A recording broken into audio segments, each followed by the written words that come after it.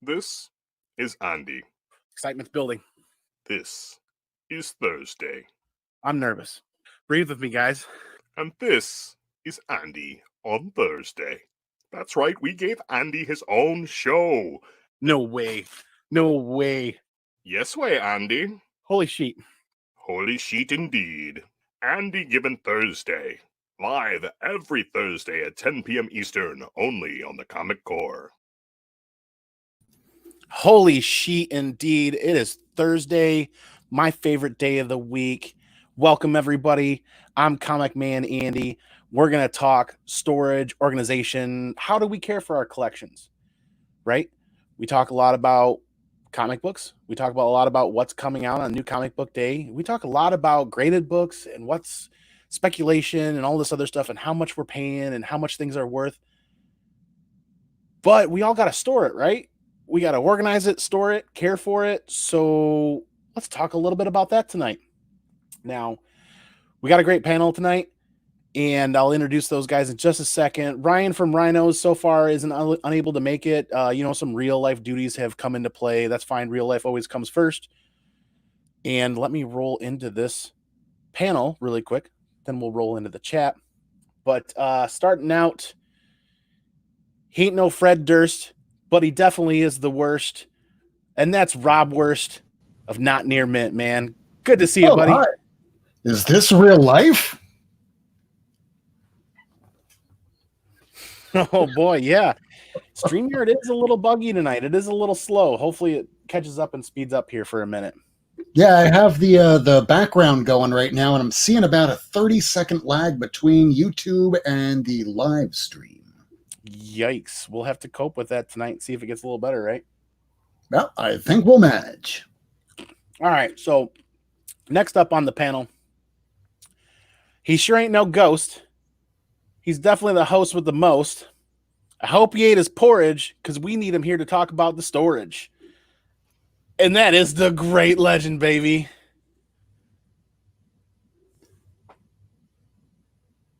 I think he's muted. I hope he's muted. My bad, dude. Coming at you live. Sorry about that. Man, Andy, you got some dope rhymes, and we're going to have some fun times tonight talking about storage. And you never know, I may go get me some porridge. I hadn't had supper yet, so you never know. And, man, it's good to be here with Rob Worst in the house, too, man. Going to have a lot of fun tonight, dude. I patched those rhymes together inside of like 10 minutes. I'm like, this is going to be terrible, but hey, here we go. Awesome. It's great to have you guys. I could not rather be being Etrigan. Yes. Thank you for your guys' time. I appreciate it. It's Andy Given Thursday. Let's have some fun going around the horn.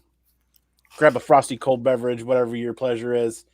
We've already got people hanging out. We had some tailgaters tonight. We got 6 people watching. Thank you so much for everybody coming early. And we had Chris Barrett in the chat first. Wow. This is definitely going to be a show to remember now. Chris Barrett first in the chat again. Ricky Markstadt, thanks for stopping in, man. Hope you hang out and enjoy the show. Rob Not Near Mint's hanging out in the chat with us as well. And Ryan, hey, thanks, man. Hope you can pop in later on for a little bit. I know real life deals take first priority, so do what you got to do. And we have Legend in the chat as well, holding down with that blue wrench, right? I think so, man. The wrench is what it's all about. And, man, we got the, like you said, Chris Barrett and Ricky, we got some good old Discord folks in there, don't we? Yeah, speaking of that, everybody make sure hit up the description on the bottom. Like, comment, subscribe, help out the channel, help out the videos. We definitely appreciate the traffic. Even if you don't have time to stay, hit that like, hit that thumbs up, and subscribe, and come back and catch everything on the replay. Mm-hmm. And down in there is the Comic Core Discord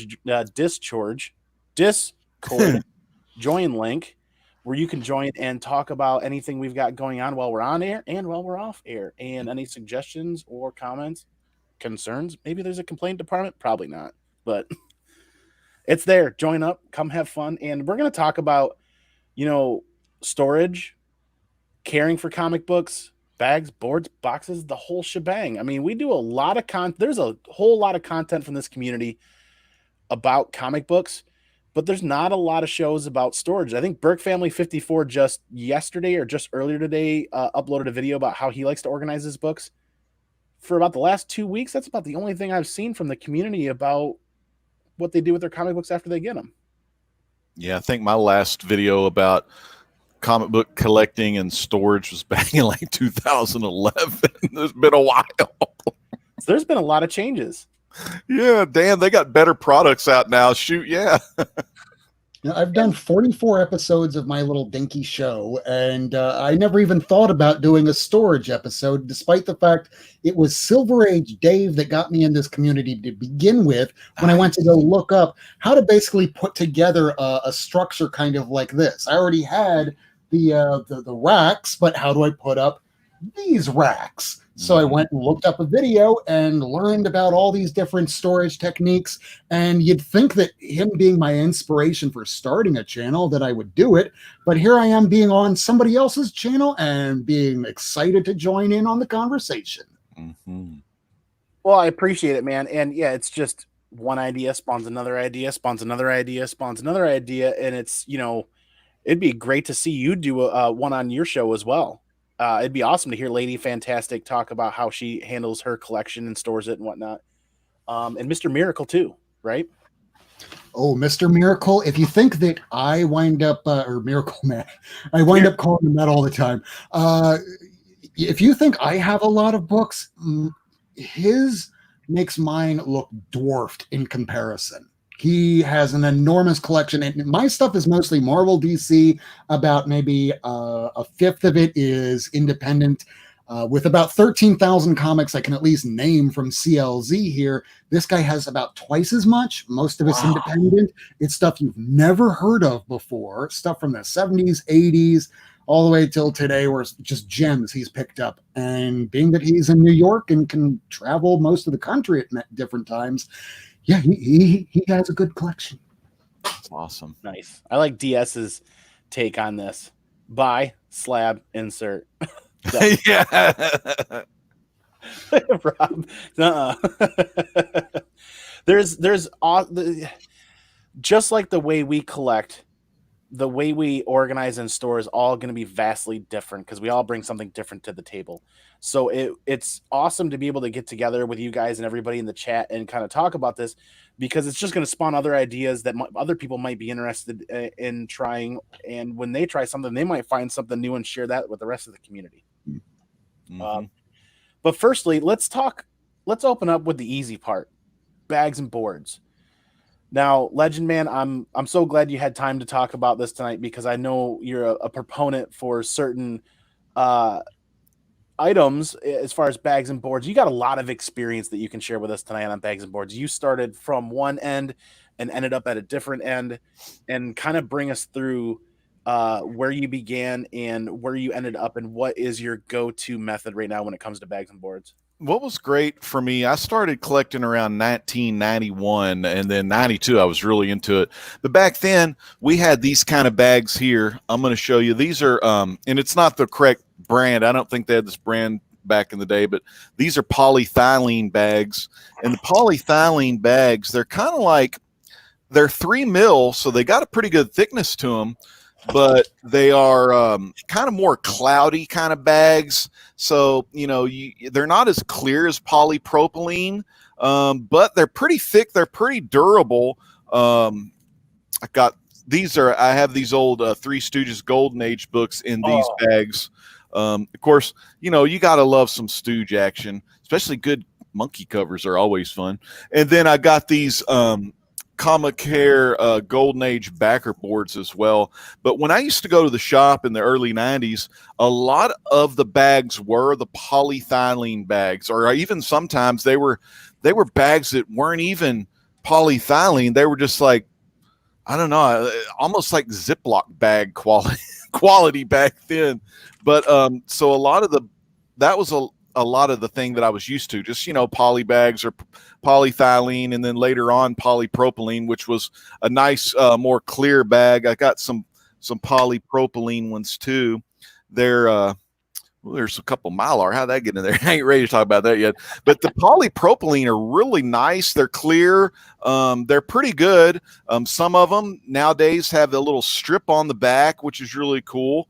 And I got these off eBay, and I haven't rebagged them. The polypropylene's good. MyComicShop.com, when I do my orders through them, they send books in polypropylene, which is cool. And then I always rebag them inside some Mylar.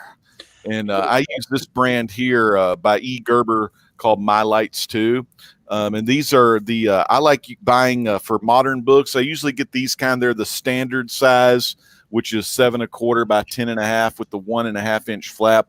And what's cool about getting standard size, they on a more modern book, they have a little bit of a room in them, so you could put, say, even books from like the 70s, and I've got some Silver Age Marvel, not Silver Age DC. The books were a little bigger, but I got Silver Age Marvel that will fit in these bags as well. So I stock up on these standard bags. This one right here is actually from 89. This was the very first comic book that I ever bought. Well, my grandmother bought it for me at the grocery store, and before, I had this book just in a drawer, because I didn't find out about bags and boards until about 91, when I first went to a comic shop with my friend. And then that's kind of how I got started in comics. So I started buying, tons of Fantastic Four, because that was my favorite. And I was getting a lot of Fantastic Four back issues. And also, when you talk about the backer boards, these usually have one side that is a glossy type side or a shiny side that has a little bit of a buffer on there. And then the back is just like a matte or a matte finish type to it. And what was funny is back in the day as a kid, I didn't really know the difference about this smooth side and this side. So sometimes, being a youngster, I would put the comic up against the wrong side. And then what would happen is 20 years later, I did my first CGC books, and I took an old Spawn 1 and an Amazing Spider-Man 361, the same copies I had as a kid, and I pulled the back off, and you could see that with the, no acid protection or whatever. These weren't acid free back in the day, so you would have the imprint of the picture on the back. Funny thing was, though, CGC graded them a 9.4. It was pretty fun, but and they had been in there for like 20 something years. So, but then joining into the YouTube comic book community, I met this awesome dude named Captain Strangelife back in the day, and he got me turned on to those E. Gerbers. And those Mylars, I mean, what's so cool about them, and Andy, you'll like this because this is on your wall. They look just like freaking $1 million, This was just in the wrong box. I need to put that in another box. That's a little she-reaction. And then, of course, like I said, some of the DC books from the 70s fit in the standard bags. I got my Weird Western Tales, Jonah Hex Love there. So I love the Mylar best. It's supposed to last like, I don't know, 100 years or something, whatever it is. It'll last a lifetime, if you store them in the proper temperatures and everything. And plus, they have different sizes of Mylar. This is a size that I can bag and board like graded books in, so you can even put your graded books in the Mylar or My Lights. And these are My Lights too. These are like 9, and I don't remember the dimensions on it, but they've got all kinds of like nice stuff in the Mylar. And then I got, not to just say I'm a CGC guy, I also got some CBS graded, and they fit, the same. Most graded books, all the cases are about the same size. So I don't know. I just really got addicted to Mylar, and I've been using it ever since. And I tried to find Treasury Mylar bags, but E. Gerber didn't have any like the exact size. But I got these, and they're really nice. They're just big ass Mylar bags. I can't remember the size, if this was the Life magazine size, but they fit they fit pretty good, and it gives it a lot of room. And that's just a cool. I like this Superman Shazam because you got Mary Marvel up top, then you got Supergirl down low. And then I also have this one. I'd forgot I had this one because I couldn't find it, but I got the old classic there. That's a damn high ass 9.4 or higher grade. I wish they slabbed Treasury editions, dude. That would be like what's the situation on the boards that you have in those? Oh, the boards inside. These are the Gerber fullbacks. I want to say they're fullback thickness, but like I said, they're the size for this size bag, and I think this was either the Life magazine size bag or maybe a little bigger. But yeah, these are fullbacks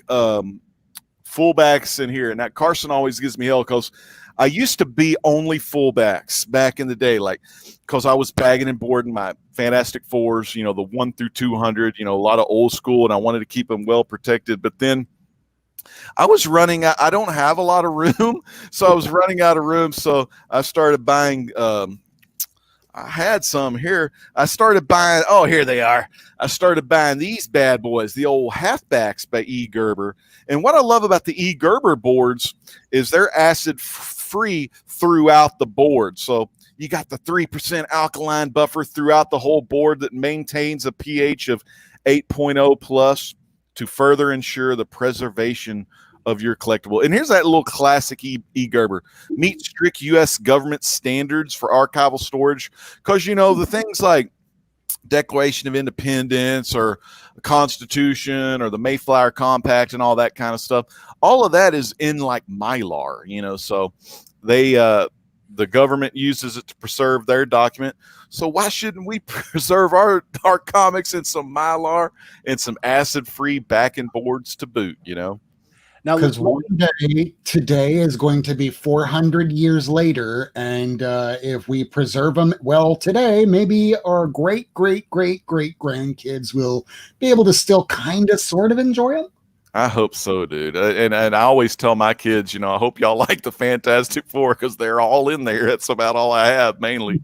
But yeah, I love collecting. But it's really important to keep your comics in great condition because when you do leave this earth one of these days, you never know, like the kids may fall on hard times, or they may want to sell them or get them consigned and sell your collection. So what I've been trying to do with my collection is downsize. I used to have about 4,000, but now I've got about 3,000. I'm still trying to downsize. I mainly collect I have all the Fantastic Four books, but there's still some out there I probably don't have.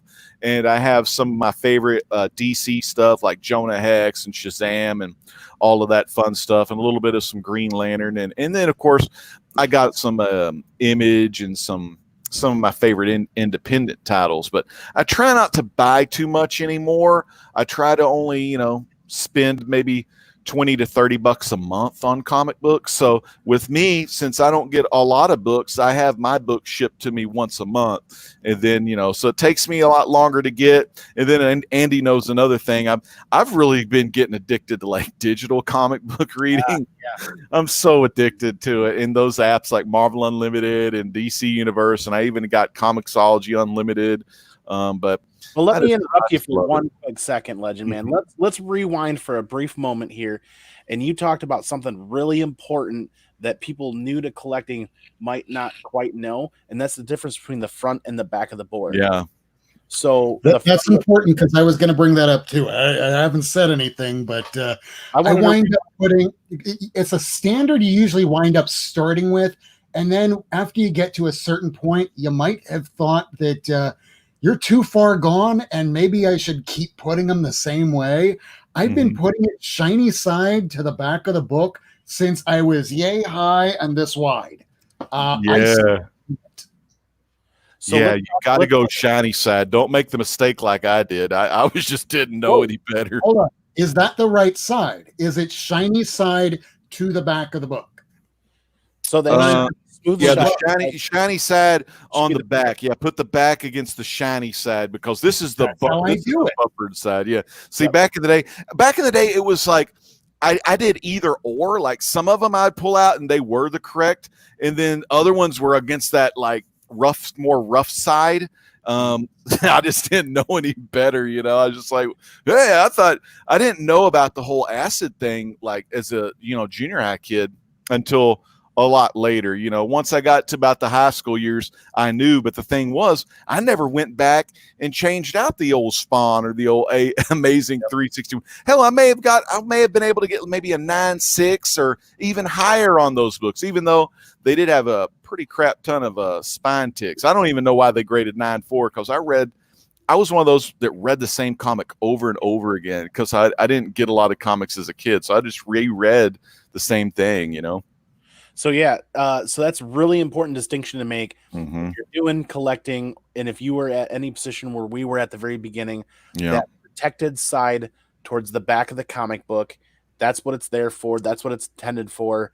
That rough side or matte side is not protected. It's that shiny, smooth side that's the protected side that's there for the comic book, and the matte side out.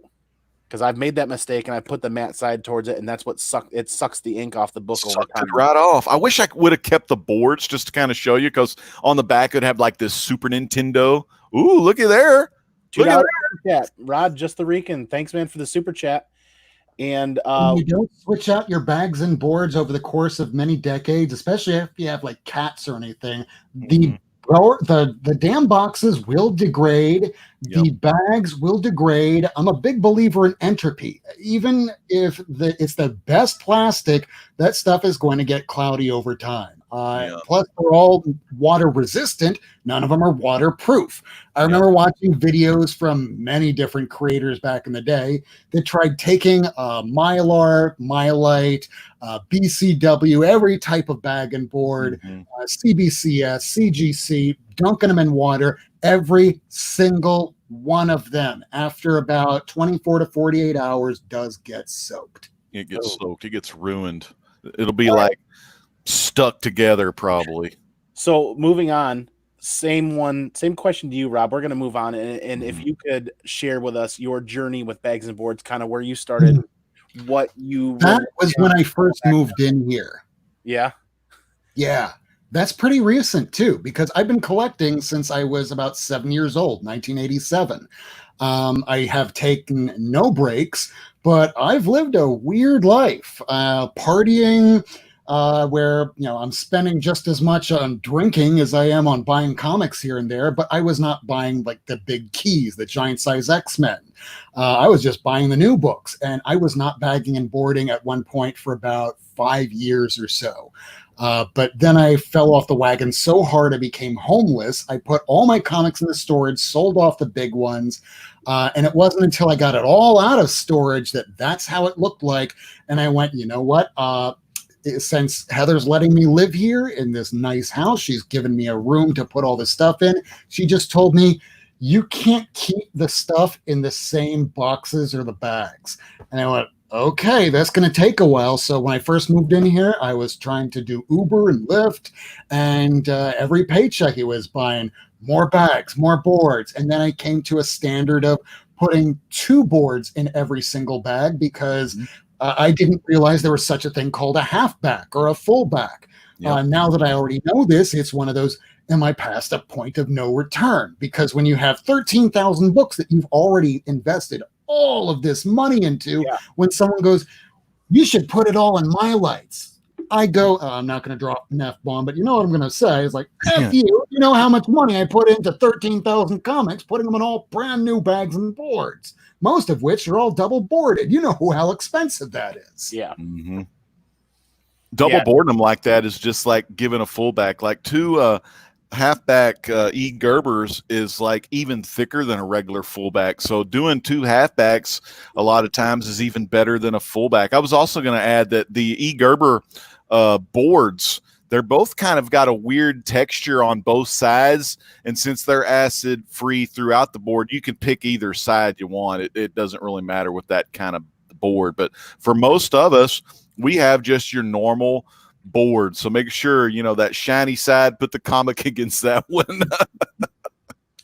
Here's another weird thing I've been noticing myself. BCW, most people consider it the standard.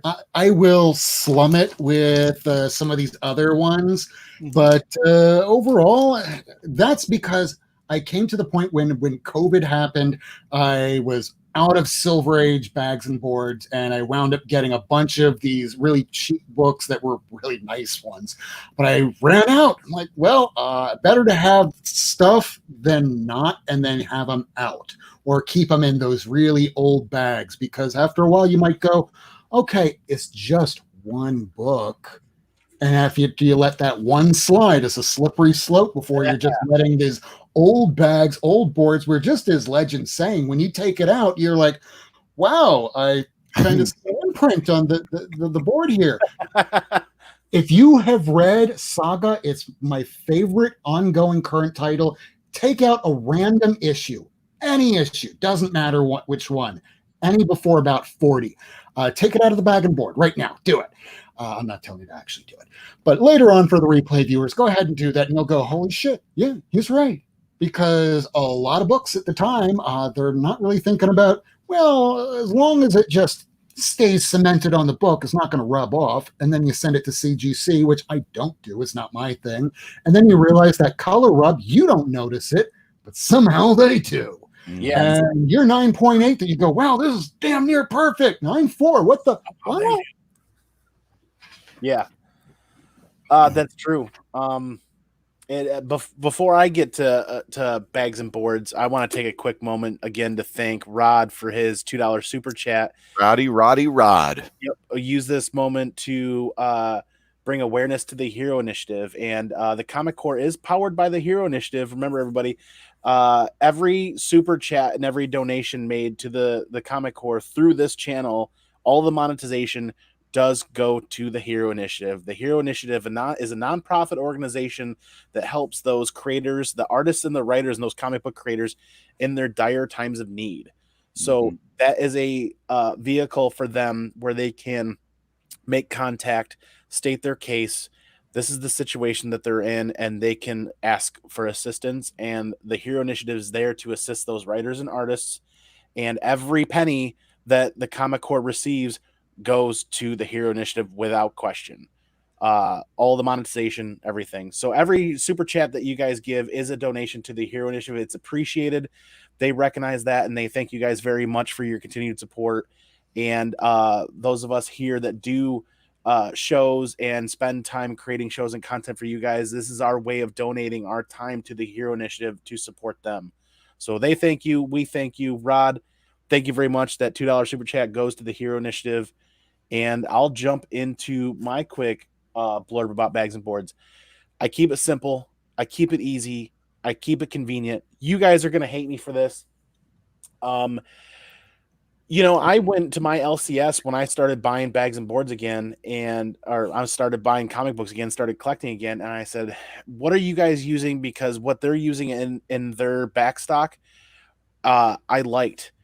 It's soft. It was supple. It was easy to deal with. I don't really care for how cloudy they are, but you called it, I don't know if it's polyethylene or polyethylene. Yeah, the thylene. They're like nice. They're 3 mil. Yeah. So the Comic Care bags and boards is what I use. I use Silver Age for everything.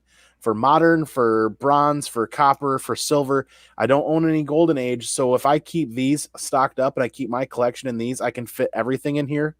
And I'm in and out of my comic books enough reading. When I go back into my collection, I pull a run to reread it. I feel like these have some give to them, and they're a little more supple. And I feel like as much as I pull my my books back in and out of the bags and boards and retape them, I feel like if I move to Mylar, I'm going to end up damaging some. I've had some Mylar bags that have been gifted me to friends, and I've actually accidentally torn the cover of a modern book because I was impatient and I was trying to get it in there, and I'm like, oh God, wow, these things. Nice. They talk about at comic book conventions when people rifle through bins, they get that Mylar cut. They get those cuts on their fingers, and they actually say to pay attention when you're at conventions, when you're digging through a lot of Mylar stuff, that happens, and sometimes bodily fluids and bloods does get left behind. Mylars are sharp, no joke. They're cheap. I should say, they're readily available at my comic book store, my local comic shop. And I get the matching boards to go with them, which are the 24 point. I get them a 100 stack, the 100 package for $10, and then these are $8. And I buy those 300 or 400 at a time at my shop. And I just keep them stacked up. Like when my shop reopened, when they were able to reopen here in Michigan, the first thing I did is I went and bought 300 bags and boards because I know that they have a decent markup on those, and that's going to help support the shop. And I needed to restock anyways. I mean, let's be real here. After 2 months of not getting any comic books, I've been bagging and boarding everything forever, and I ran out. I do like those, Andy. I love the Comicare, for Golden Age, since I don't do a lot of Golden Age, and most of the Golden Age I have slabbed, but for all the other Golden Age ones that I don't, like a lot of Popeye, a lot of Stooges, I like the Comicare, like the boards. Of course, now I know the the shiny side trick, and the polyethylene, because they do have that give. They're pretty thick themselves. So, you know, they're pretty nice. I mean, they are a little bit cloudy. They're not as clear as polypropylene, but I do think they protect a little better, you know. Hey, JP, good to see you, man. Oh, good seeing JP. Yeah, I don't know. It's and I feel like when I ship comic books, I've actually received some comic books in that polyethylene or polyethylene where they've taken an impact in shipping, and that suppleness, that stretchability of that bag has actually saved a couple of corners. I feel better when I ship them out, even though they don't quite look as amazing as they could. But I'll be honest with you, Legend, man, I'm saving up to get some halfbacks and get some Mylar bags just because everything looks so amazing and they last forever, right? Yeah. These poly bags that I'm using, they're going to have to be changed out at some point, and that's going to be a massive undertaking.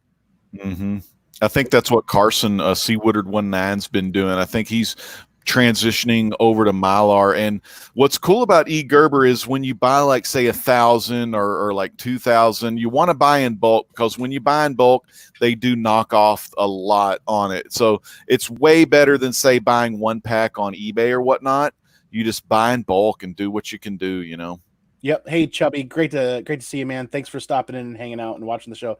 For me, it's a one size fits all kind of deal where if I keep those Silver Age Comicare bags and boards, the only thing I have to concern myself with is Golden Age. If I buy any Golden Age, then I have to get a second set here. Yeah.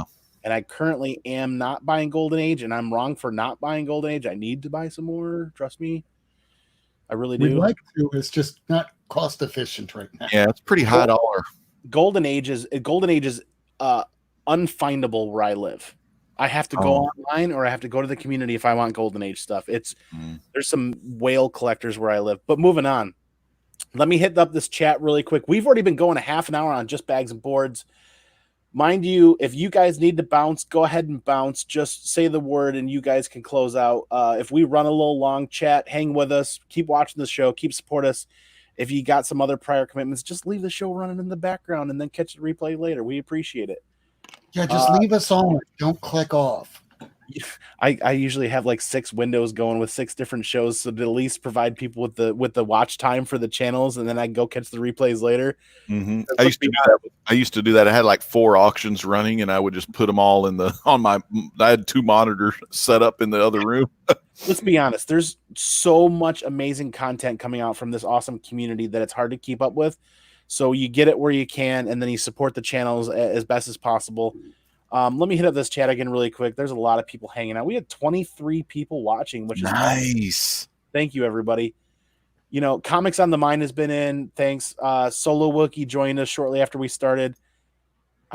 What? Hates Saga. Whoa. Boy. That's April Fool's joke or something, but it's a little too early or too late. He's pushing. Solo, is this the first time meeting Andy? No, him and I have chatted quite a bit. We're actually him and I have done a show reading Spawn on the Bored and Annoyed channel with Downright Annoyed with Comics and Mike from Downright Nerdy podcast. But JP, hey, thanks for hanging out, man. Thanks for your time.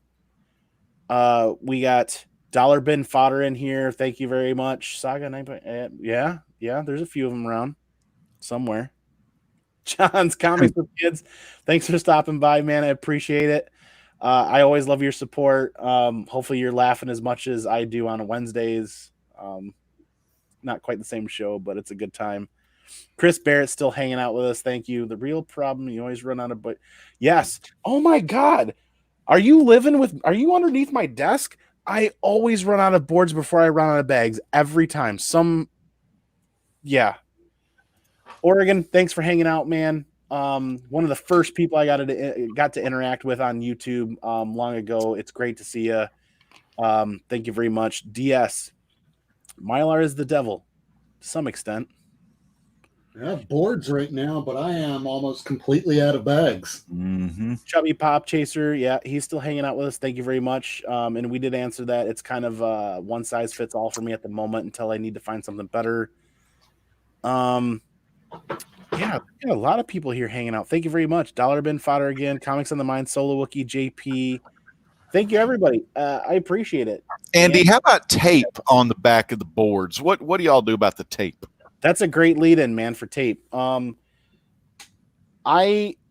don't know if this is what I should continue using, but I keep using the matte finish Scotch tape because I feel like I can open the bags and boards easier with this, and it doesn't tear as easily. Mm-hmm. And I know some people have been moving to painter's tape, but painter's tape, I noticed when I started using that, when I stack everything together in a box, the painter's tape starts taking up more and more room. Yep.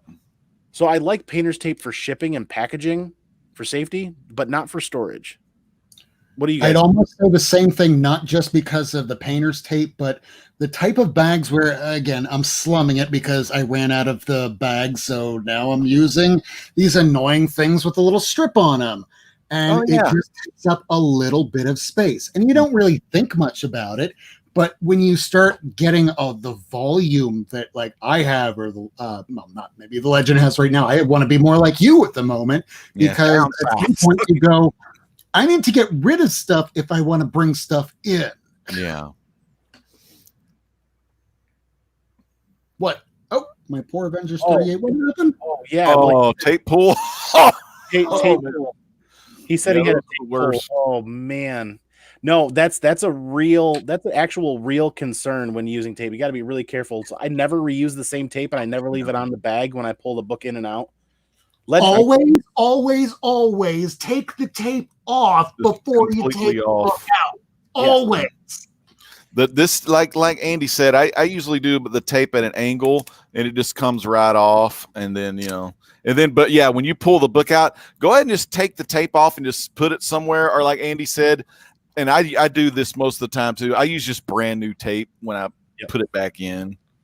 And when I do it, I reuse the tape, and I do as short as pieces of tape as possible. So yeah, real simple. I'm essentially wasting tape, so let me waste as little as possible compared to. I didn't do this. I bought it that way because this thing. Because somebody just really featured and really harped on the fact that they ripped the book. It's otherwise in great condition, but I wound up getting it for about $150 last year because the person just had, they couldn't avoid the fact that there was this problem. Like, yeah, I see that problem. The rest of it is totally fine for me. And I'm no intention of getting this graded, at least until I'm much older, where I plan on selling, which is not anytime soon. Mm-hmm. So DS, pull the tape down, tape stays on the back and the flap. Yes, agreed. My caveat to that is I can never get the damn tape off of the back of the book. Like once it settles back down and flops, it's stuck there. And if I get one corner up and I rip the tape in half, I'm done. And I just should have taken it off in the first place. I throw that bag and board out and start all over again. I don't care. Mm-hmm. I know some folks also will just tuck the flap in, and some folks will cut the flap to where it's kind of like they'll cut a little corner off, like they'll take it and cut a little corner that way, cut a little corner that way off, and then they'll tuck that in on the Mylar, because Mylar is a lot harder to tuck in. But Captain Strangelove taught me that trick back in the day. You just kind of cut a little, like little dill, cut two little corners off, and then it tucks in easier. That's an actually great tip. Can you run that by again and show everybody? I'll put you big on the big screen. What you'll do basically is this one's already kind of taped. I mean, this is Mylar, but if you take the basically you'll cut. It's kind of like this way, cut like that way, and then cut this way on the flap, just on the flap. So you're kind of just cutting the corner off, and then that way you can just tuck the thing in without the tape, and you'll just make a little crease it really good, and then it stays in there. And then that way you don't have to use any tape, but you do have to, for every single book, get the scissors out, cut the corners off, But if you put in the work and the Mylars last forever. Yeah, it's pretty good. Right. But Andy, then it goes back to, you still got to put the bag in there kind of slow, because if you put that thing in there and it catches, it'll slice right through that thing, right through the paper of the comics cover. That damn sharp Mylar. Yeah. Well, this is probably a great point. One last thing, because I just DS comment about the tape that why don't you go ahead and Sharpie it in? Don't. We already know about the whole restoration thing if you want to plan on sending something in. But when I was 12 years old and my parents got this for me for my, I think, 12th birthday, 13th birthday, I went, yeah, okay, I know better. I can take it out without removing the tape. I know what I'm doing. No one knows what they're doing. So I removed it, and you don't see it right off the bat, but right there, I wound up taking off a little teeny tiny piece of the cover. So my dumb 12, 13-year-old self took a crayon to it. And yeah, I'm sure I could probably wind up taking it off, but I don't want to make it worse at this point. Mm-hmm. Oh, boy. 3 years ago almost? Well, this is the perfect segue. Wow, that's crazy. This is the perfect segue to introduce our original guest that had some things to take care of, but is available right this moment. So let's get him in. Rhyno, what's up, man? Good to see you. I did it. Nice. I made it. Good to see you, man. So we just went around the horn about bags and boards and tape and what we've used and where we started and where everybody's kind of ended up. And I know you're a very meticulous collector, like a lot of other collectors. Yeah. What are you using? What did you start out at, and where are you at now? So I originally started. When I was a kid, I don't remember what I was using back then. And then I took a long break, and then when I got back, when I originally started collecting again, I was like, I'm not really going to collect. I'm just going to get some here and there. And then it became bigger and bigger. And I was buying like 25 cents, buying the one that was already at the shop. And I was like, I'll never go through 100 like bags and boards. There's no way I'll ever do that. I'll have them forever. Yeah. Then like 10 or 15, packs or whatever later, I'm like, I'm so glad I did that, because I was burning through money just paying for a pre-made bag and board. Now I do the modern, so like a lot of folks do. And I did have a question. I listened to what all y'all are saying, and I know you say you use the Silver Age or the regular ones, and yeah, I can't. I'm real I like everything tight and neat and kind of like all in order. So I do, when I get like stuff in, because I get stuff in from everywhere, I replace it immediately. So I keep everything in there, and I don't care if it looks brand new and it's the same one I'm going to put it on. I'm going to change it and put the one I like on there either way. But I get the ones without the strip, the resealable ones, and like I said, I use the Scotch tape, a little bit of like frosty Scotch tape, and I make sure that I don't know, a lot of people do them on both sides. I do it only one, and that's why I know that I did it. In case I go through my collection, I know, okay, I did it there. But what do you think about those resealable ones? I thought about going back through and redoing all resealable, but I really don't like those, because I've actually had trouble getting those open a few times where I've almost damaged the book. Look at that. C. Woodard on the Twitch handle. Whoa, look at there. Thanks for joining us, man.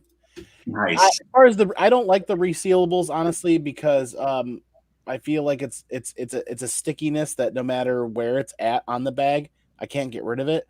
So if I accidentally lay the bag down on top of the comic, yeah, I've done that too. It's crazy. It was a good idea, but then all of a sudden I was like, no, I can't. I've accidentally laid it because I'm used to, like, someone said, I think it was Rob that said that, you got to remove the tape. And so I'm always so used to removing out it was you. Yeah. I don't know which corner we're in, but I remove the tape so that I can make sure. So when I'm messing with them, I didn't know that the sticky side was going to be there, and yeah, it was a nightmare. Wow. Yeah. Thanks, man. Have you been using Mylars at all? Have you dipped into that? So now, I get them in. I get a lot of comics in with Mylar, and actually, I was thinking during it, 'cause I do everything the same. I want everything to be matched and do everything the same. But I separate all my virgins from everything else. So my virgins are in a specific box, and I'm sure we'll get into something like that a little bit later. But I'm thinking that maybe the virgins I'm going to put into Mylar. Strictly those, so I don't have to go like do the whole dang collection, everything that I have, and replace everything, which sounds like a huge money undertaking of anything. But and then just the risk of pulling things in and out. But I haven't really bought a pack of Mylars. I think I heard of a newer, it's not necessarily Mylar. I think someone mentioned it. Mylights. I think they're very similar to Mylar, where it's like a crystal clear almost. Yeah.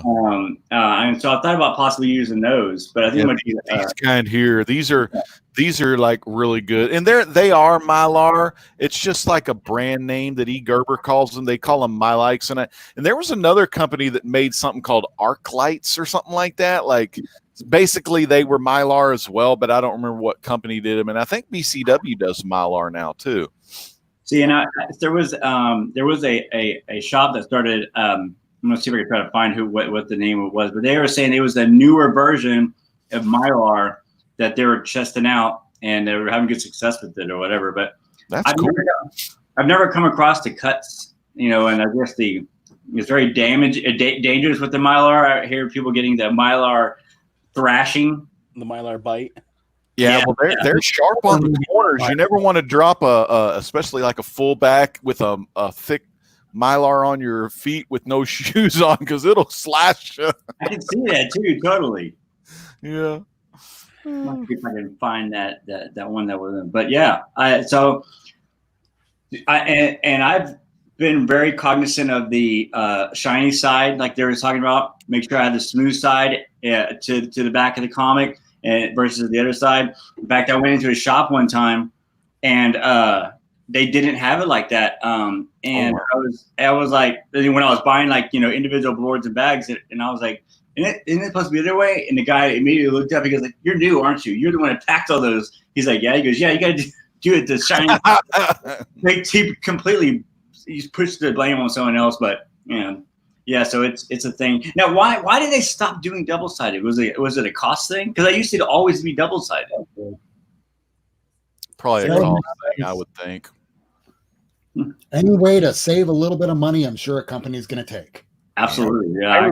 I remember when boards weren't coated on either side. yeah. Like, remember the old brown boards? Yep. Like, sometimes you go get, like... I still see comics in those things. Yeah. Comic Pro line, that's what it is. But I actually had a collector. Well, I had a collector that punches way above my weight class, gets golden age sorts of stuff, about 20 years my senior, and I'm 41. So I hear somebody talking that's that age that winds up actually showing me a More Fun Comics 52, which is why I know about it. Was that the Spectre's first appearance? Yeah. Damn, I've always been looking for that. Yeah, I will never be able to have one of these. And he was telling me, yeah, it's the rough side. The rough side absorbs the acid. And man, this is the first time I'm hearing it. But I'm getting conflicting stories from so many people. I'm like, you know what? I've been keeping it shiny side to the back. I am not changing it. I have 13,000 books the way it is now. I am not going to go back and do that. That is time I do not have. Right. Yeah. That bag I was telling you is called Comic Pro line. It's acid free. It's supposed to be like it's 2 mil crystal clear bag. It's supposed to be $9.99 for 100 of them. Hell yeah, that sounds pretty damn good, dude. Yeah. So it's something to kind of keep an eye on. So I just got a book today. It's funny because I was looking at it, and it has this waviness in it. Now it's trash. Get rid of that. If the bag shows waviness like that, it's old. So does that mean it's gotten hot? It's just old. The plastic starting to break down. All right, so here we go. I know that everything that you see here has been recently bagged within this last year. Mm-hmm. So this I just put up recently, and you'll see that, yeah, I have it with 3 boards inside, but you'll see when I put it up against the light, it's wavy. And yeah, this is, in fact, what do you call it? BCW. I'm trying to get a light right. There we go. Yeah, it's all of that. So because of that, Yeah, it right. doesn't matter. It's just time. Time will do that. Yeah. But I imagine if I wound up putting it in it back to back to all these other books, it'll probably maintain that smooth structure. But since I've been having it out, it'll probably have a little bit of slag to it, or slack to it. Interesting. I've seen some bags go wavy like that, but I thought what Ryan was getting at was the rippling that occurs over time when a bag starts to get really old and break down. Yeah. It just Yeah. gets worse and worse. Just toss Because it. this is an old book, and I was just I'm like, yeah, it's. I thought maybe it was from heat or something like along that lines, because then the heat will make them turn yellow, and so I was all cognizant of that. But And it's kind of like storage, whether like they're having it in some kind of storage shed, or, if like the winters, or like, see, Texas, we have like real dry heat sometimes. And if you don't keep it like at a certain temperature year round, the cold could affect it and the heat can affect it. And kind of just like Andy said, over time, it just expands, contracts. It'll do all kind of weird stuff. so you must be North Texas. Yeah. North Texas. Yep. I'm Oh, South Texas, so Hell yeah. That's cool. like ultra humidity. I'm in Houston, so it's like Oh yeah. 120% humidity over here. Like you Oh, walk yeah. around, Y'all's humidity is like way worse. Go over there close to the old Baytown area and the Yeah. ocean and all that stuff. tea. Yeah. Oh boy. Well, I am shocked that we've gone a whole 50 minutes on just bags and boards. We haven't even talked about putting them in the box yet. Yeah. Use So boxes. we're gonna keep going. We got 20 people strong still watching. man. Thank you everybody for watching. We're gonna keep going. And this is a great segue into the boxes, actually. So without further ado, Legend, we'll move to you really quick. How do you box? What type of boxes do you prefer? Brands? What do you buy, man? I've used them all. I've got the majority of my boxes are by this company called Collection Drawer, and they're these drawer boxes. Okay. And they're really nice. They're really thick, a lot of good cardboard to them. And they go in these shells, and they on the handle side, you just pull it out like a filing cabinet drawer or something like that. And I really like those. I have 30 of them. I've got 5 rows of 6. So 5, 5, 5. No, 6, 6, 6, 6, 6. Well, not too many sixes. Mark of the Beast. Slayer. Slayer. Yeah, I love those boxes, but I also have about 4 short boxes, and I have 2 long boxes. I always have a couple long boxes around just to like use those as my sorting boxes. So if I get like my new reads or the things I'm reading, I'll put them in those, and when I'm ready to file them away, that's when I put them in the drawer boxes. And but yeah, I really like those freaking drawer boxes, man. I really like that system. I would filing cabinets, that would be freaking awesome, but I don't, have enough cash for just a bunch of filing cabinets. But I like the drawer boxes. Oh, also I use divider cards. I think they're made by Ultra Pro or something like that, but they're kind of like plasticky. They have that. Do you have some of those? Like, yeah, something like that. I've got those, just like those, but they're white. And then I use a label maker to put the title on there. So I do that. And if for Fantastic Four, I have like, oh yeah, those look nice. For Fantastic Four, I have volume like 1, volume 2, 3, 4, and all that.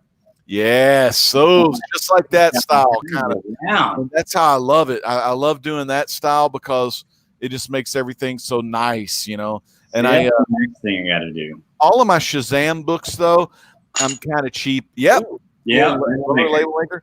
My Shazam books, though, I just have one that says Shazam, and then I just have all my Shazams in there. I actually need to divide those up pretty soon. Yeah, that's the super elegant, fancy way with the dividers.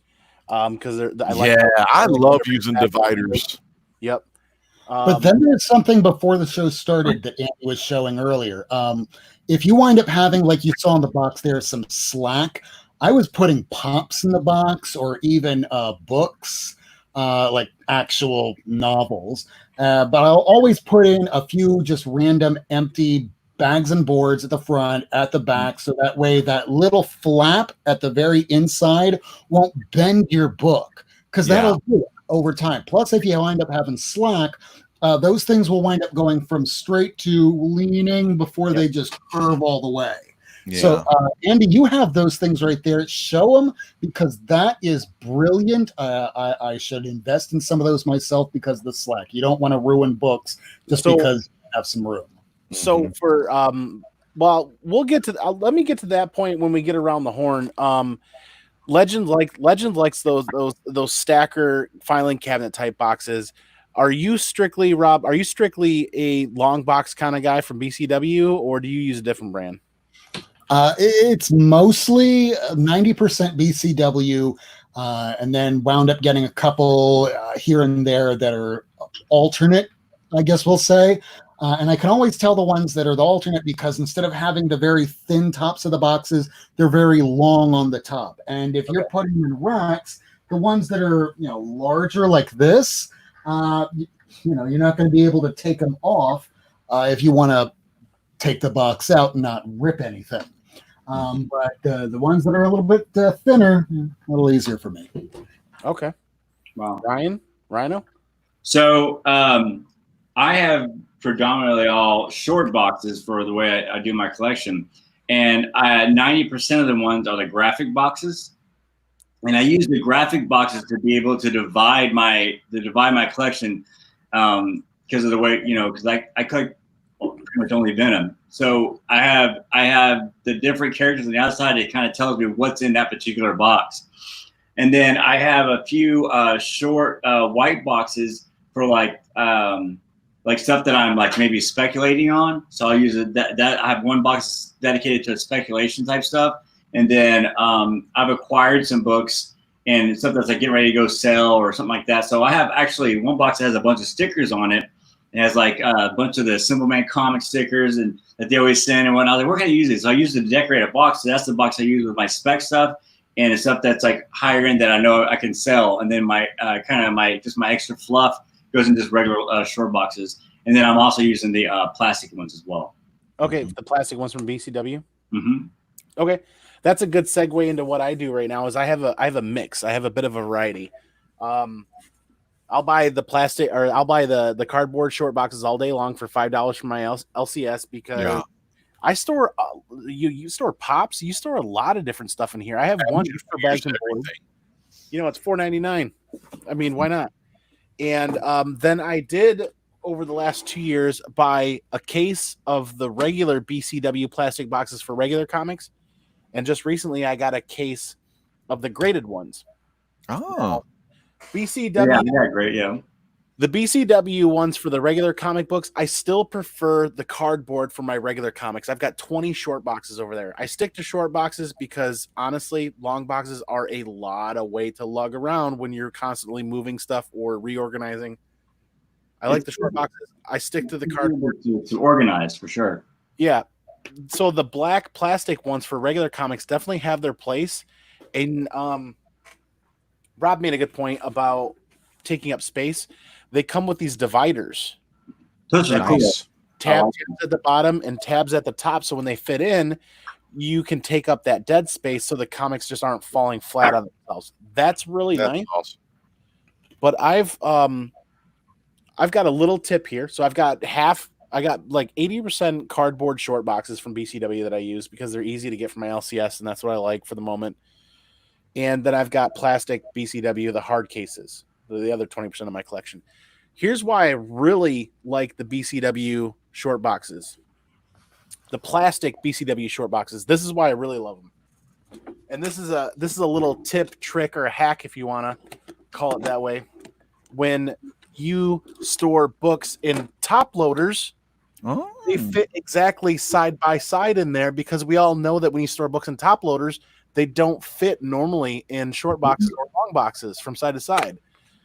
So when you stack up top loaders side by side in this, it fits perfect and they stay that way. And you can fill an entire short box here pretty almost the same amount.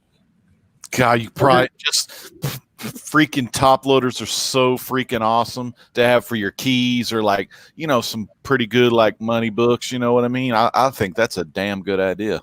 So is there because the BC, those plastic ones, they have a space for the divider. And does it fit right there in the center? Can you divide the two things? Yeah, there's 1, 2, 3, 4. There's 4 spaces in each box where you can put a divider. So every 25% storage of the box, you can put a divider in there. Yeah, but I said no. If like in the middle, you could split the two top loaders and then put that in the middle, like to make. Unfortunately, there's not enough room for this in there. The top loaders side by side take up all the space from really side, literally. So they don't shift very much. They kind of hold themselves together. As long as you fill that box up, 25% with them sitting side by side, they don't shift too much unless you're really juggling it around. And I actually found that hack on one of the Facebook groups. One of the comic book collecting Facebook groups, somebody had shared that. And I really appreciate that person sharing it. Wish I could remember who shared that so I could give them props for doing that. But you can fit more now that way, huh? Oh, God, yeah. Huh. Oh, God, yeah. I mean, this. Oh, man. I know what I'm doing this weekend. Yeah, look at that. A ton of room for top loaders in there yet. So basically anything, I don't know about you guys, but anything that's worth more than 20 or 30 bucks, I throw in a top loader and pull it aside. I'm wondering if you could do the same thing to the long boxes because of with the slack. All right, real quick. When you were saying before that you wind up doing all Silver Age comics, or not all comics, all books in Silver Age bags and boards. At least that way in a box, everything's uniform.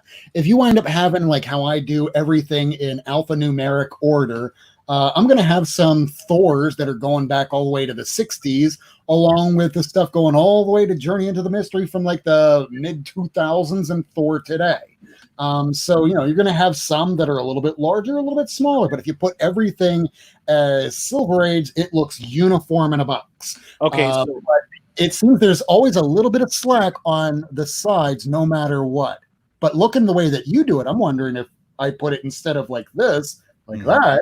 And so it might be better in a long box. I don't know.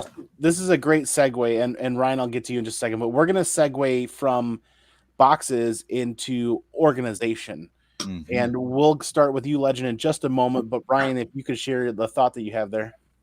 No, I was going to ask you the question on your top loaders.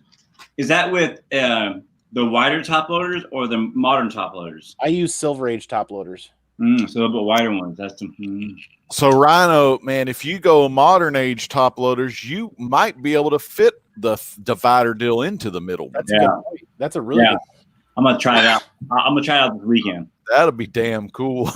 That would be really cool because I know those. Try it out and come back next on Andy Given Thursday next week, man. Let us know. Yeah, sure. I'll do a homework report for sure. The only reason why I don't use modern age top loaders is because I primarily use all Silver Age backer boards and Silver Age bags that 100% of my collection doesn't fit into modern age top loaders. So I buy all Silver Age top loaders just because of the uniformity of that, which Rob made a great point, and we'll move into organization. And we'll start with Legend here if you want to share how you organize your collection, and then we'll move on to Rob next. And Rob, hold on to that thought and bring that back because that's exactly what we're rolling into. But Legend, go ahead, man. Big shout out to Michelle Shed with that $3.99 super chat, man. That's what I'm talking about. Thank you so much, Michelle. And real quick, a lot of love for 2 weeks ago, man. We lost Denny O'Neil today. We lost Joe, man. Joe Sennett, two of the greats, and man, they took advantage of some of that Hero Initiative stuff, when they were down and out. And of course, Denny O'Neil was on the board of the Hero Initiative. So right. A lot of love, man. It sucks to lose the good ones like that. But for me, the organization I really love the CLZ app. I've been using that. God, I don't even remember who told me about it. I've just been using it for years. And what's cool, they have the phone. I got the app on the phone. I got it on the iPad, and I do the little cloud sync thing. So, I could sync if I do a change up on the phone, I can do the cloud sync. It syncs to the computer, syncs to my iPad, so I know of any things that I'm pulling out of the collection to sell, and I know of all the new stuff that I'm putting into the collection.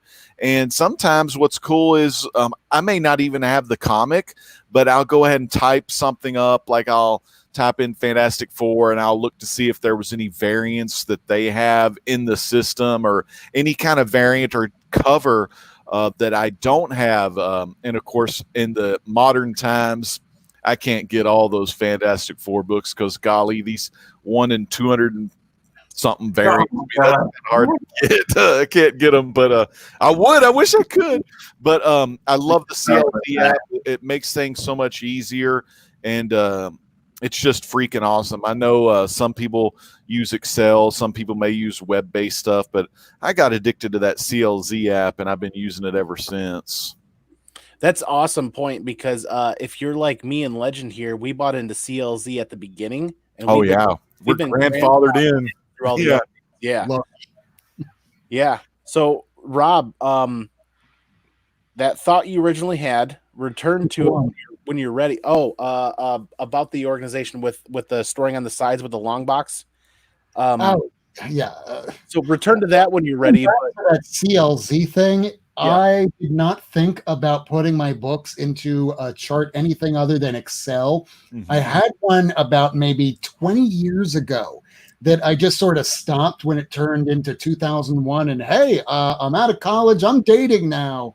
I don't keep up with it. I'm just buying the books and buying the books and buying the books. And then the pandemic hits. Work stops. Well, how much does CLZ cost? Like $20 for the. That's it? Okay, yeah, fine. $20. And you saw me on all these different shows. 2 o'clock in the morning, 4 o'clock in the morning, Jig's Kingdom. What am I doing? Oh, hey, everybody. Teet. Yeah, the scanner option. I forgot all about that. Yeah. But yeah, it's addictive. And by the time you have everything in CLZ, when you're going out there on the hunt, whether you have a list ready so that you want to look low tech, so when you're pulling that key book, you're not letting on the fact that just because you have it written down in really teeny tiny small language, that that's the big key you're looking for. So going into a shop and you're like, okay, do I actually have this, or did I actually buy it already? Mm-hmm. Crap, I forgot to slash it off on my list. Hold on, CLZ. Yep, I got it. Oh, wait, do I have that one, or do I have the variant? I actually have the variant cover. Who would have known? You'll forget stuff that you have the longer and older you go. Oh, God. Exactly. Do you forget a lot, Andy? Do you forget some of yours? Oh, I think that's the reason why I bought into CLZ years ago, was when one day I came home and bought a bunch of books and laid them out. And then when I started adding to my collection, I was like, well, I already had that. So frustrating. I already had that. And I'm like, wait a second, my list is terrible. And that's when I started looking into it, and I found it, and I bought into CLZ because it would prevent CLZ pays for itself 4 times over, as far as I'm concerned, because of all the doubles I've bought over the years. Yes. I hate buying doubles. I would also use CLZ app to, you could put in like tags. You can create your own tags. So if you say you have a signed book, you can say signed by Jimmy Palmiotti or signed by George Perez. And then, so you would have the tag signed by, and then you could just look at all your books that are signed. And same with like graded. I would say like graded CGC and then the grade, or I'd say graded CBCS and then the grade.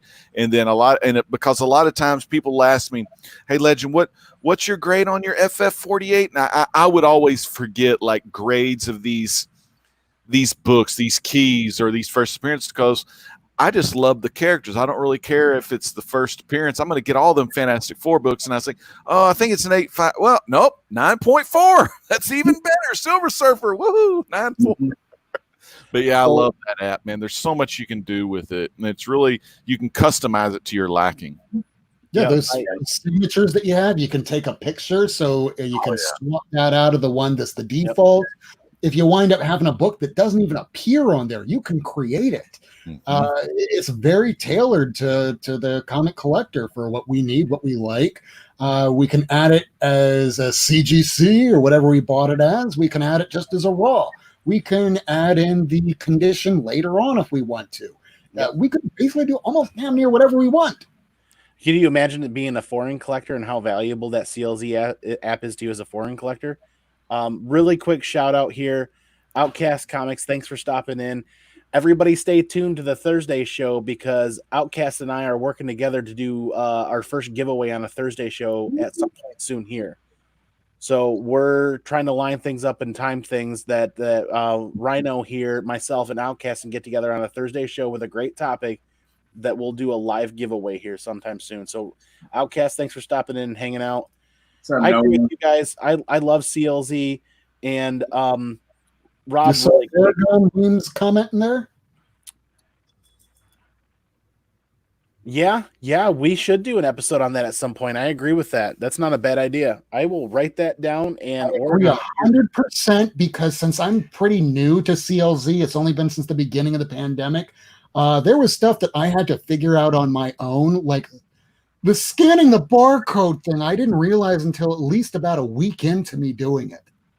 Ooh. Yeah, I think that doing an episode so people don't go, well, now I finally have some time to start doing this, and they'll fumble around with it. Some people will get pissed off. Might as well just have something ready to go. How do I do this? Oh, ComicManAndy, thank you. You made a video for this. You helped me out immensely.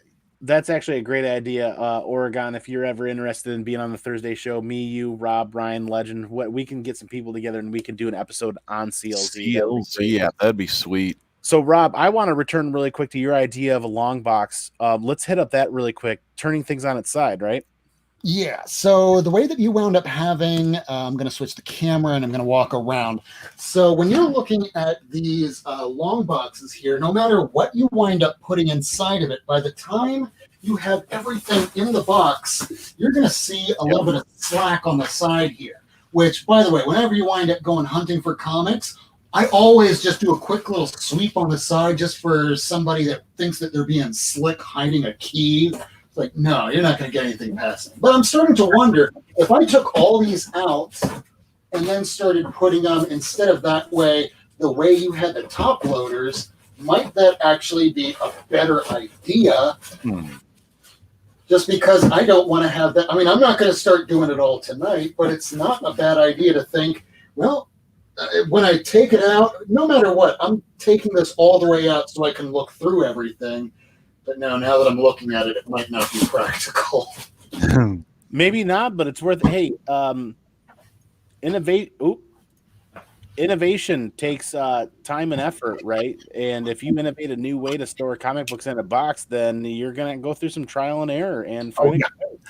And this is another thing that I brought up last night on my show that I didn't even know that I could correlate this.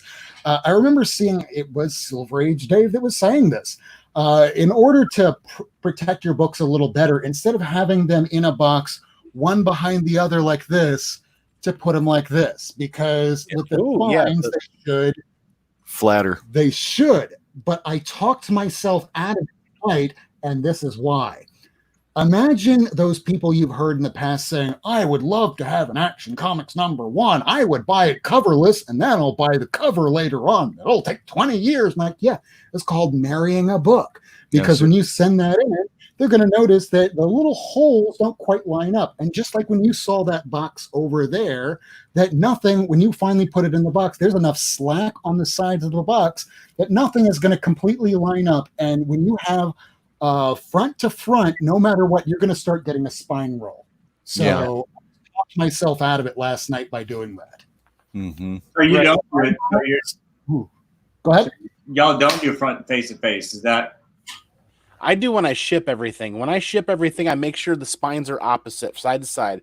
So I go front to front, back to back, and make sure I flip flop back and forth so that spine on the left, spine on the right, spine on the left, spine on the right, spine on. So when I ship, I do that on purpose. When you're doing it that way, you have it tightly packed. It's not like it's loose in a box where as it keeps getting more and more packed and more concentrated. When I ship, I'll do it like this. I'll just put them like this, but I'll put them upside down. So I got one spine that's behind it, and then this spine's over here, and then they'll just kind of lay like that. Because when you're shipping, it doesn't really matter. Now in the box, though, I don't want to leave one upside down when I'm flipping through. It's that OCD thing we have of we want everything to be I uniform. want it to be cool. I can't read the crap upside down. Yep. Hey, look at all these cool comics I have. It's great, but it looks like you're missing a bunch of books. No, it's just because I have them flipped up upside down. And then as you're trying to explain why you do that, you just get this kind of look from people. Oh, what's going on? Trail of drool. Yeah. So Ryan, go ahead, man. yeah, I've been doing it face to face because I'm trying. I thought it would be the most way to keep them protected. I don't try to overfill my boxes because I just worry about the damage because I put I do separate a lot of my higher end books and I put them into the plastic boxes. But I thought that would be the most advantageous way to be able to keep them safe and without getting damaged, and being able to be safe because when you're all the same way, you start getting a bend because of all the spine. Yeah, you get that kind of funky. I've seen that too. But that's why they have a lot of that space on the sides. I think because when you start putting them in there, they'll naturally, when I have the drawer boxes, I'm opening them up. They're kind of naturally like one will go to the left, one will go to the right. Anybody else noticing this when you start ordering stuff from BCW with their boards? They're not flat. They are totally bendy. They are slightly twisty. Mm-hmm. And I don't remember them being that way before, but they're sure as shit are now. Yeah, like this. Check this out. This is a bunch of halfbacks. Look at that. I mean, I practically, when I'm bagging everything, I got to kind of make sure it's kind of flat, But it's Ryan, like bending a hat the proper way. Yeah. Ryan, go ahead, continue, man. No, that's what I was trying to figure out. I just wanted to see what I was really curious to see if everyone did it like that, and y'all were saying y'all don't because of the spine roll. So that's interesting. I'll have to look. Well, I would only say the spine roll might happen, as you were saying, if you get it really, really tight, which we should do anyway. But some of us, sometimes it does happen before we go, hey, this is probably a bad idea. We should do something about it. But, procrastinators of the world, unite. Yeah. And to make up the space, I started saving these from packages. And I take up space, whatever what box it is, so that they won't fall over and keep everything upright. The really nice, expensive air packaging stuff that CGC uses. That's what I save and use for the back of my cardboard boxes all the time. Yeah, very good, very good. Because I'm that kind of person that I like to flip through my books, and I need at least that inch or 2 inches of space to safely flip through the books. If I pack anything tighter than that, it annoys me to Kingdom Come. I like to get into my book for sure. Yeah. Yeah, I hate going hunting for books and then going, hey, look, they have long boxes. And I have to take out the first fifth of the books out just so I can start digging through them. Because otherwise I don't want to yank one out and then yank another out because it's just a nightmare. And then they look at me like I'm the asshole. And I am. Am I an asshole? My last name's Worst. What do you expect from me? Yeah, so we've gone quite a while. We got to touch on bags and boards, which was more important than I anticipated it to be. And we went a solid 35, 45 minutes on bags and boards. And we touched basis on boxes and how, we organize those boxes and what type we like, long, short, the plastic ones from VCW. Mind you guys, if everybody that's still watching here, there are 26 people watching. Thank you so much. The BCW boxes, pay very close attention to their website. And if you can save up the money and buy them 5 at a time, a case of the boxes, if you're really interested in them and you can use them all, wait for that free shipping to hit, baby. Because I got a case of the CGC graded boxes shipped for free, a case of them shipped for free to the tune of $27 a box. They normally run $34 a box. Yeah, that's awesome. So you get a price break if you buy them a case at a time, and then if you can find them when they're offering free shipping, voila, you get a major price break right there. So I know you are talking about the organization and using the CLZ app, and that's the same one that I use as well. But I also use the Key Collector app, and I'll plug a lot of my stuff into there as I'm seeing this is because not everything is in their app. but I can kind of see, you know, if I'm collecting a character, I can pull that character up to make sure I get all the keys for that specific character. So I do use that one sometimes too. It's not as, for some reason, I'll tag the book in one section, but it won't be tagged in the same book won't be tagged somewhere else inside the app, which is kind of weird, but. Right. Yeah. I mean, let's be honest. We're in a day and an age where applications and the internet is readily available on everybody's phone in their pocket. 30 years ago, when you're comic hunting at a convention, you had to have handwritten notes and you had to have something prepared with you. So we have, at a moment's notice, an entire wealth of knowledge in our pocket, whether it's the Key Collector app or CLZ, GPA, which is my favorite app to use. It's all there, readily available. You can do this same kind of a list in CLZ. Yeah. You don't need to carry this around. You only do this if you want to. Mm-hmm. I do this because I want to, because when I'm at a convention or a small little show, they just go, "Oh, isn't that cute? He's trying to fill in his runs." I'm like, "Yeah, really?" Because like everything that's in here are all the keys. Wow. I still have my stenograph with some of my FF, not marking the numbers off. And the Key Collector app is like, if you're really into your characters, I highly recommend buying those keys first, because God, they go up in price so crazy. So if you knock out all your like with my FF collection, I had to knock out all the keys first back in 2013, because I mean a 9.4 Silver Surfer back then was about $1,300. Now a 9.4 Silver Surfer is like $22,000, like an FF48. So I always recommend buying that stuff as quick as you got the money. When you got the money, buy that stuff, man. Yeah. So I mean, if you could probably tell me about this. There was a day back around the 80s, 70s when you could go to a comic shop and go, "Here's $20," and they would pull out a short box and go, "Here, go ahead and fill it up." Yeah. Oh God, yeah. That doesn't happen no more. Nope. And I agree with you, Legend, about finding something that you love, buying what you love, collecting what you love, and you'll end up loving your collection. Mm-hmm. And I'm right there with you, man. When I find a run that I want to get back into, the first thing I do is I buy the keys. Me too, man. The trouble is that's sometimes the hardest part, and then you do the filler after the point. So an app like Key Collector is beneficial at first, but I find that app is so fast moving with everything going on with comic books and staying up to date with a lot of the modern stuff. Yeah. That if I'd like to go back to my handwritten notes, and I like to sit down and do my research before and do handwritten notes.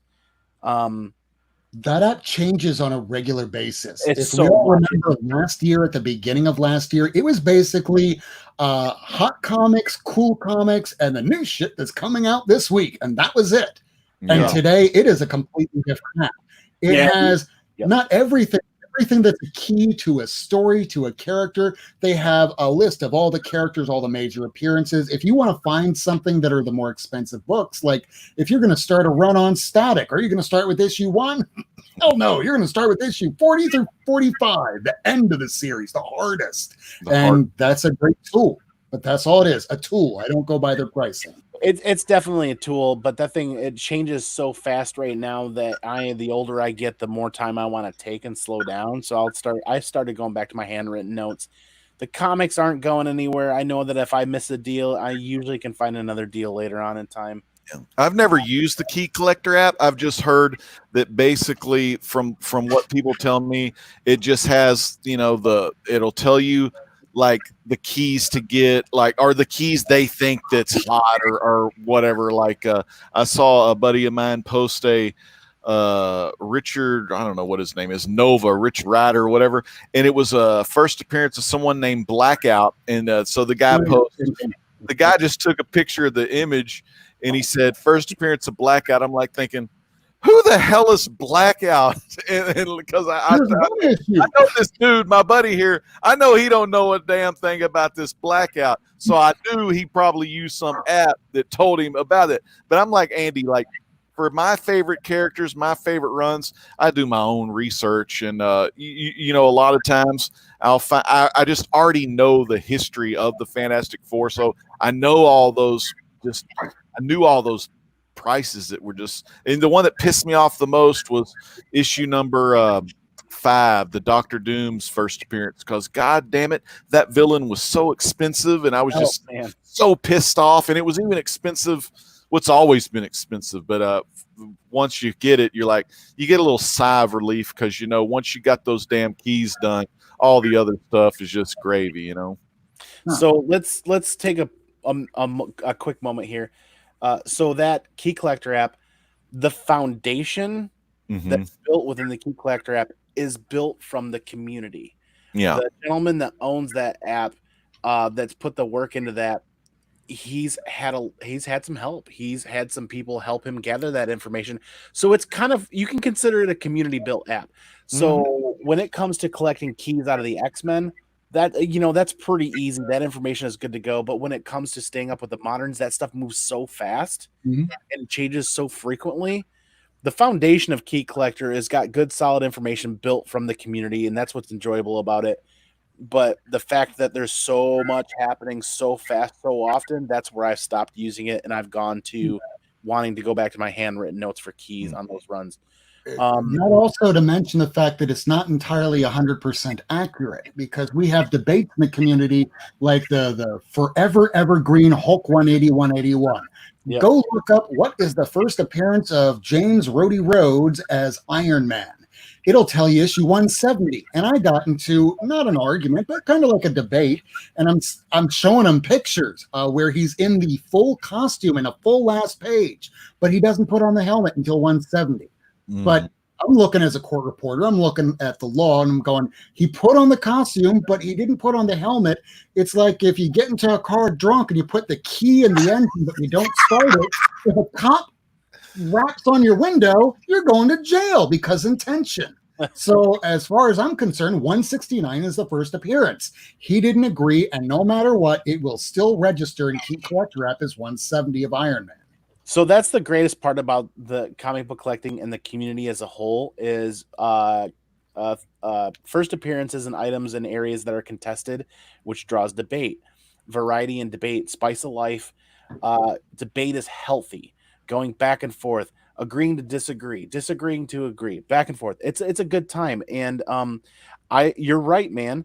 We're all human. And while we contest these things, and you get an app that wants to have one or the other, and there's no gray area in an app, they're going to find ways to try to mitigate that and try to, hey, this is contested, this is a hotly debated item, sure. And they'll keep up with that. But that's what I love about the community.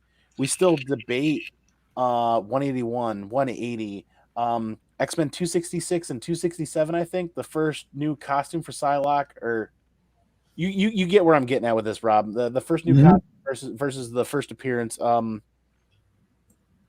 My brain's kind of melting when I think about X-Men. It's like, what's the difference between issue, I think I can't remember if it's 3 or 8 of Captain Britain comics, the first appearance of Betsy Braddock, and then you wind up getting her in the American comics, and then you get her in the new costume that you wind up seeing on the Jim Lee side, where it winds up being used in all the comics that we see today, that was used on the X-Men TV show. But there's little things that you go, this is definitely the first appearance of Psylocke. You open it up and it's like, no, it's not. Wait, what? She's Betsy Braddock. Yeah, that was from the 70s. Wait, what? You wind up popping out that you realize that the more that you think you know, the more you realize there's a whole lot more to discover. Yep. Yeah. You know, we're all human. We're all human, and we make mistakes. And I've gone off on a long tangent here, but Rhyno, let's move back to you and talk about organization as far as the application side of things and technology.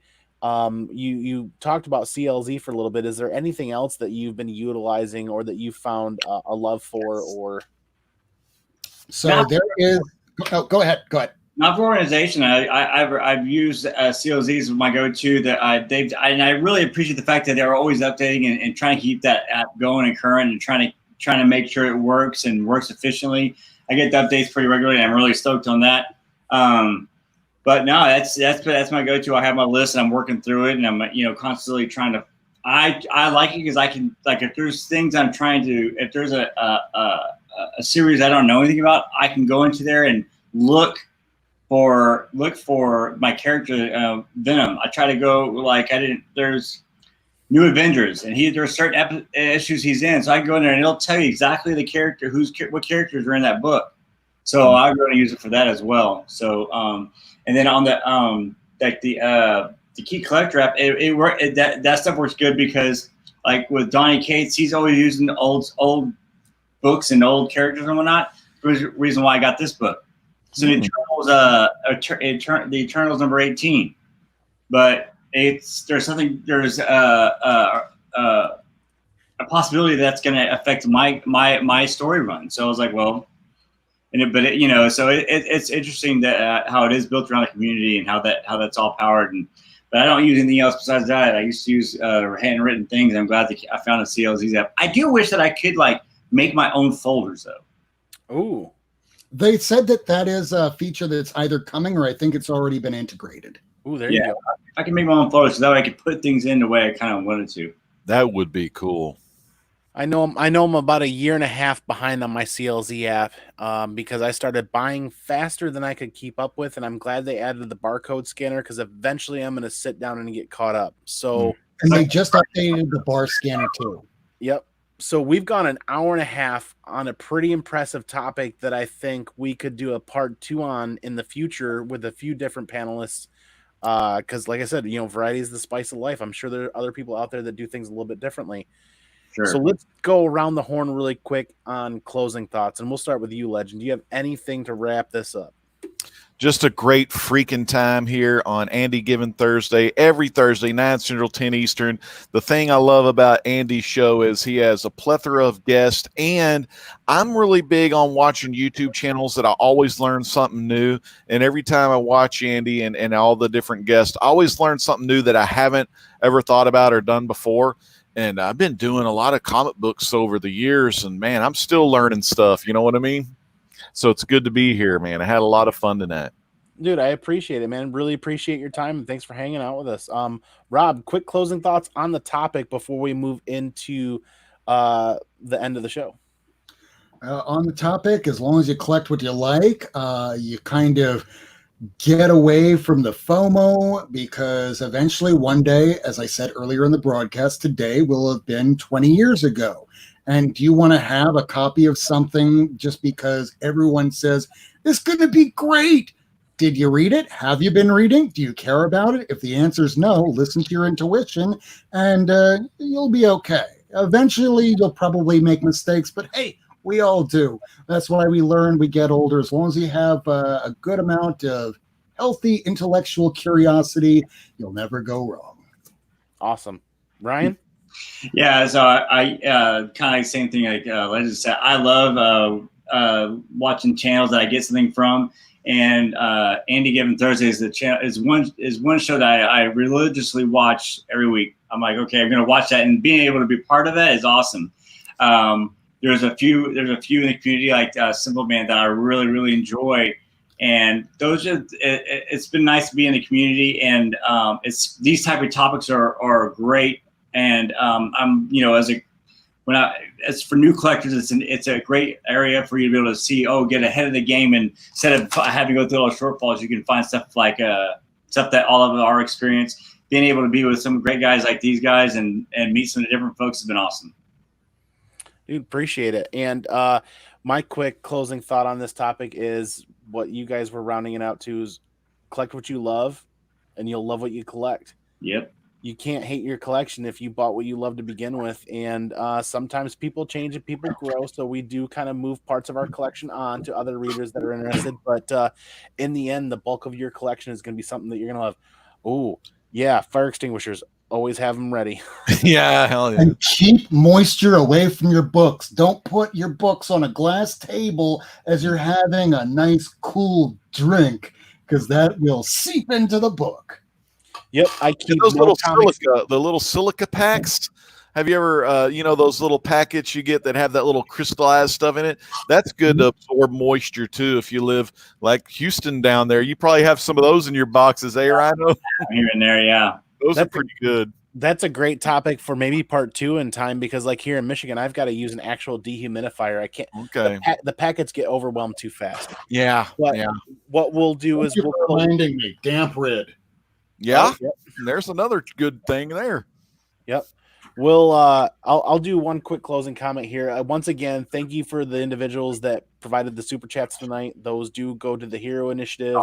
We thank you. They thank you. Once again, our time we donate to these shows to put content together that people enjoy and people watch. And if super chats come in and monetization comes in through the Comic Court, it goes to the Hero Initiative and supports those writers and artists in their time of need. Nice. So if you haven't checked it out, please check out the link down in the description, heroinitiative.org, see what they have to offer, and see what you can do to help out that community there. Thank you again very much, everybody. Thank you to this amazing chat. And this chat's been rolling faster than I can keep up with. K Titus, watching from Japan. Yeah, konnichiwa, my friend. Konnichiwa. Yes. It's tomorrow. Thank you very much. Appreciate it. Friday, Titus.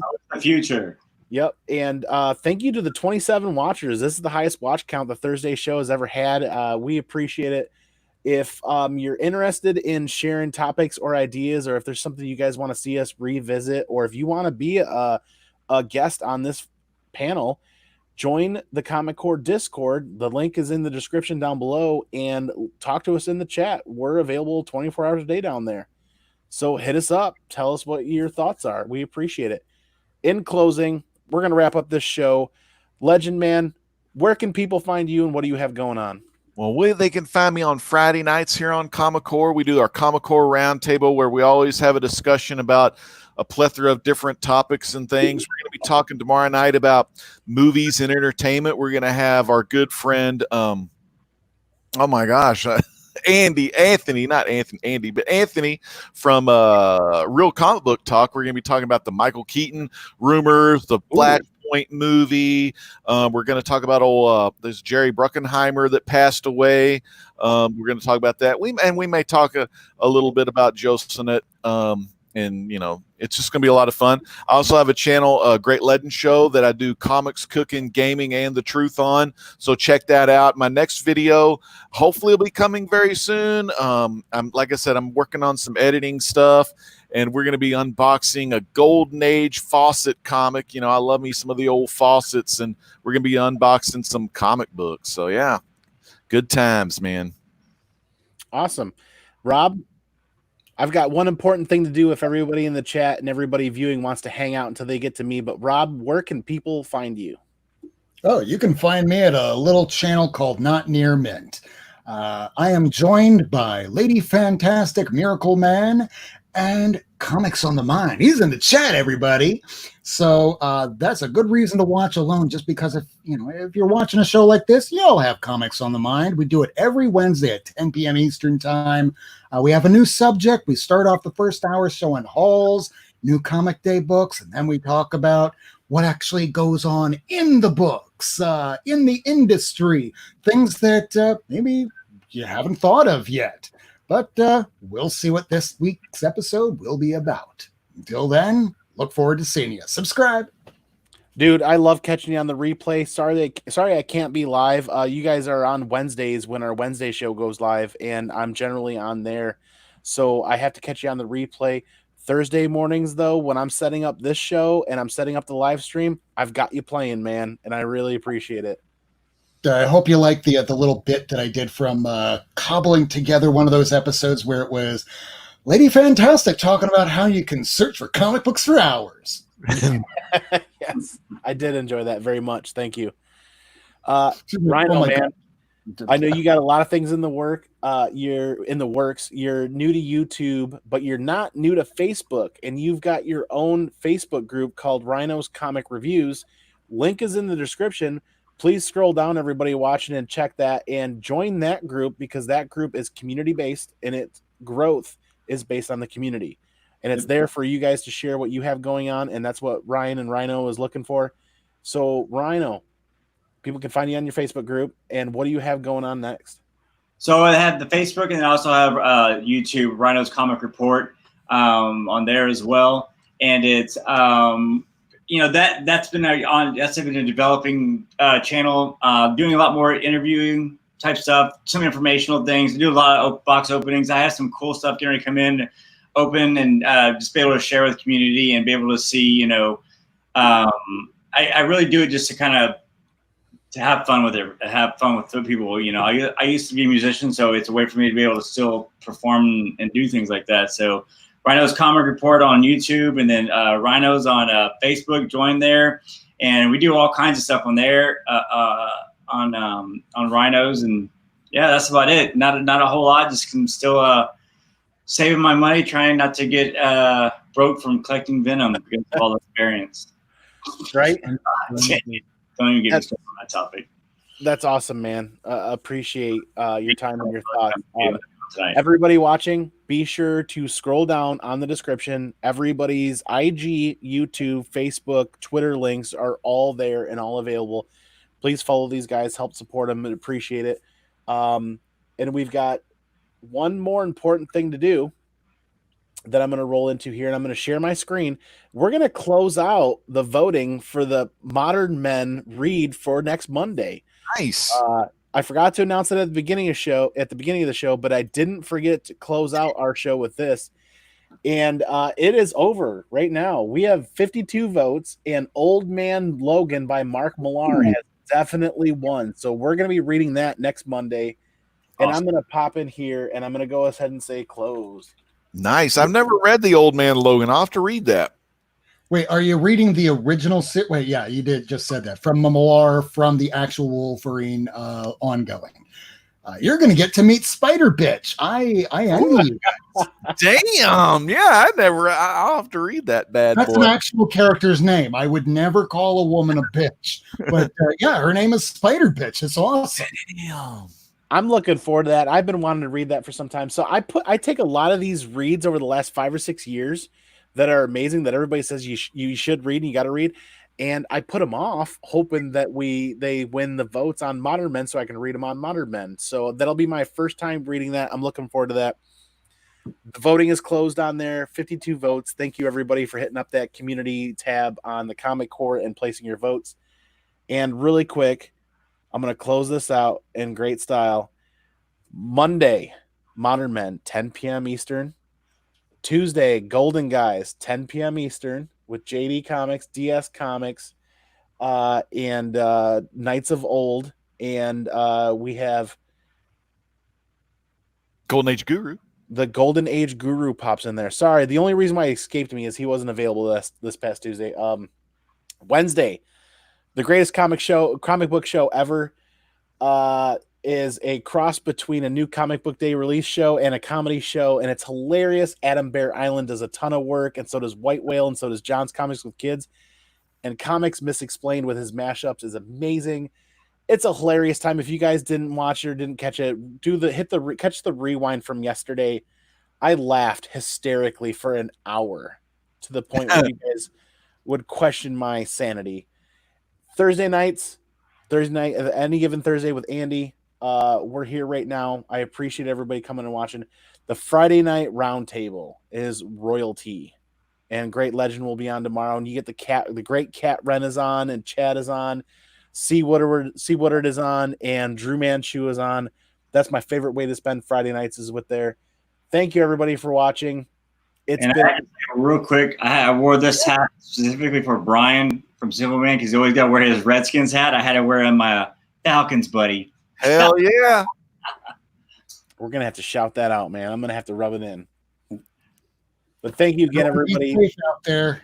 Rule number 1, don't die. Don't die, and buy what you love, and you'll love what you buy, right? There you go. Thank you, everybody, for an amazing time, for an amazing show tonight. Legend, Rob, Rhyno, thank you guys for popping in and for an hour and a half of your time. It's been great. And let's close this out. Everybody have a great night and have a great day tomorrow too.